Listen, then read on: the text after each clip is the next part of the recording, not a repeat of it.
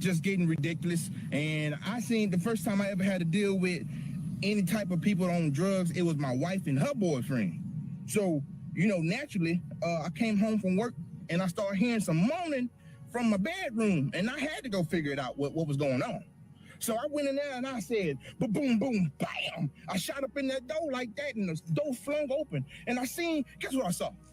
I saw them with a double-sided dildo with their ass smashed together. I said, hold up, wait a minute, something ain't right. These motherfuckers look like cat dog. So I say, what the hell going on up in here? He gonna turn around and say, huh?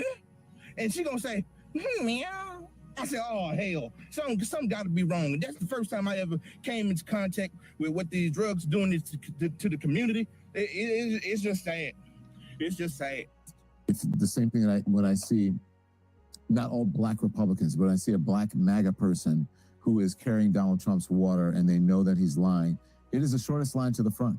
Because if you're black and you're whatever, you're just in line with a bunch of other Democrats that are doing the same thing that you're doing. But if you become a black MAGA person, it's like, whoa, let's book this person, let's put him on television. So you don't think you can be a sincere black MAGA person? No, I just said, I don't think that, I just said, I think there can be sincere Republicans. But you can't be a sincere black Republican? I don't think that you can be a rational MAGA, be black and be a rational MAGA person. I think you can be black and be a Republican. I think they would find that very insulting. Well, I mean, the truth is often insulting. Gross.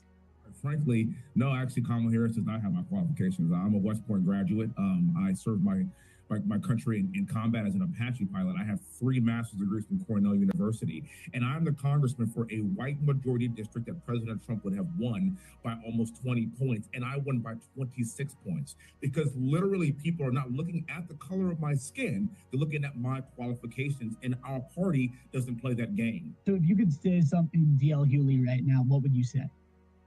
I was actually a big fan of his growing up, and a big fan of his comedy. And I would love to actually have a conversation with him, a substantive conversation about this, because that's how we learn, that's how we grow, based on dialogue. And this whole thing started because Don Lemon made a carte blanche statement about all black people, which is utterly ridiculous. And you're saying that black people cannot choose the politics that they want to follow or choose the political party that they want to be a part of, because you want to silo them into thinking that we all have to be the exact same and think alike.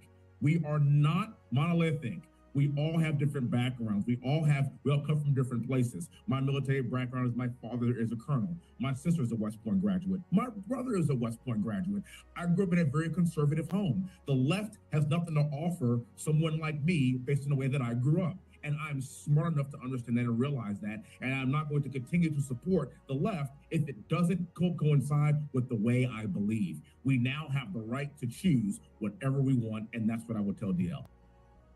Wesley Hunt from Texas, he saw Don's appearance with Bill Maher, and he said, I'm a proud husband.